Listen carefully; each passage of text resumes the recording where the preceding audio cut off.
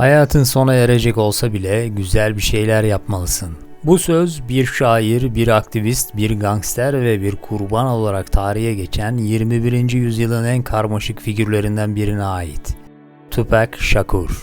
O hip-hop'un altın çağının sesiydi. Sokakların isyanını mikrofonuna taşıyan bir mega yıldızdı. Ancak sadece 25 yaşında bir silahlı saldırının kurbanı olarak hayatını kaybetti. Bugün Erken Veda Edenler serisinin bu bölümünde Tupac'in kısa ama efsanevi hayatına, ruhunun derinliklerine doğru bir yolculuk yapacağız.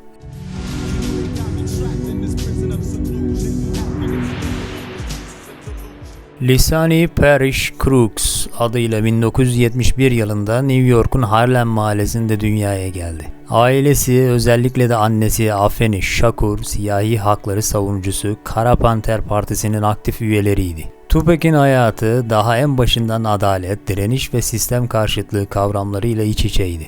Henüz 1 yaşında adı İspanyol sömürgeciliğine karşı savaşan İnka lideri Tupac Amaru'ya bir saygı duruşu olarak Tupac Amaru Shakur olarak değiştirildi. Gençlik yılları sürekli taşınmakla, yoksullukla ve annesinin uyuşturucu bağımlılığı mücadelesiyle geçti. Bu zorlu hayat onun sanatsal ruhunu besledi. Maryland'deki Baltimore Sanat Okulu'na kaydoldu. Burada sadece rap ve hip hop ile değil, aynı zamanda şiir, oyunculuk ve bale ile de tanıştı. Sahne sanatlarına olan yeteneği ve şiir yazma becerisi onu akranlarından ayırıyordu. O, sokakların sertliğinde yetişmiş bir sanatçı, sisteme karşı öfkesini sözlerine döken bir şairdi.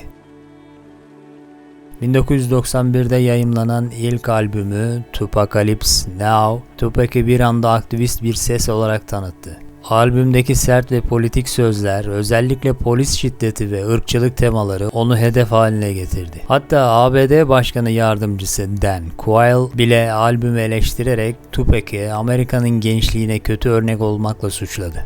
Bu durum onun hem ününü arttırdı hem de kendisine karşı bir baskı mekanizmasının kurulmasına neden oldu.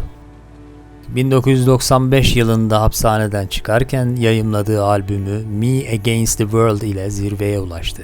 Bu albüm adından da anlaşılacağı gibi onun kişisel savaşını anlatıyordu. Şarkıları umutsuzluk, yalnızlık ve ihanet hisleriyle doluydu.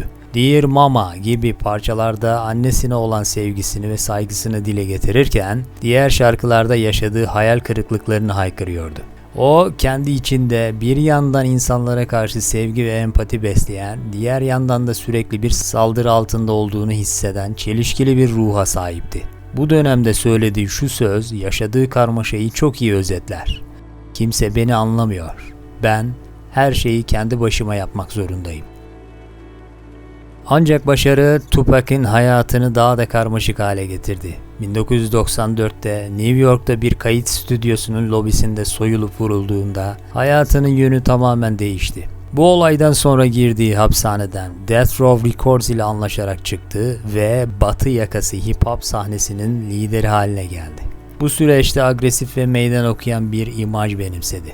Vücuduna Thug Life dövmesi yaptırdı.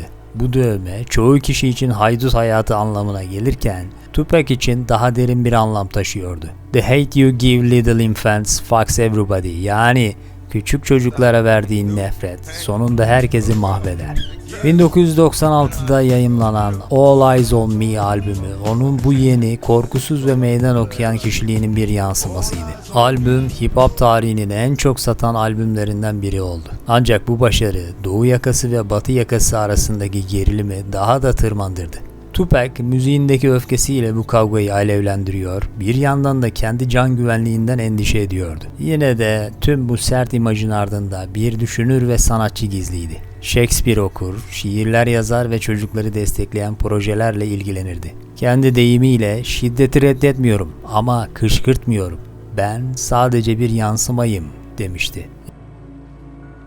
7 Eylül 1996'da Mike Tyson'ın Las Vegas'taki boks maçını izledikten sonra Tupac ve Death Row Records'un patronu Suge Knight bir arabanın içinde kırmızı ışıkta beklerken başka bir arabadan açılan ateşle vuruldular. Tupac ağır yaralı olarak hastaneye kaldırıldı.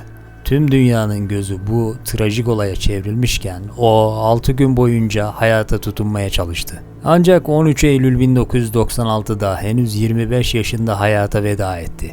Cinayeti hala çözülemedi. Tupac kısa bir ömür yaşadı ancak ardında milyonlarca insana ilham veren, sosyal adaletsizliği haykıran, sokakların acısını anlatan bir miras bıraktı.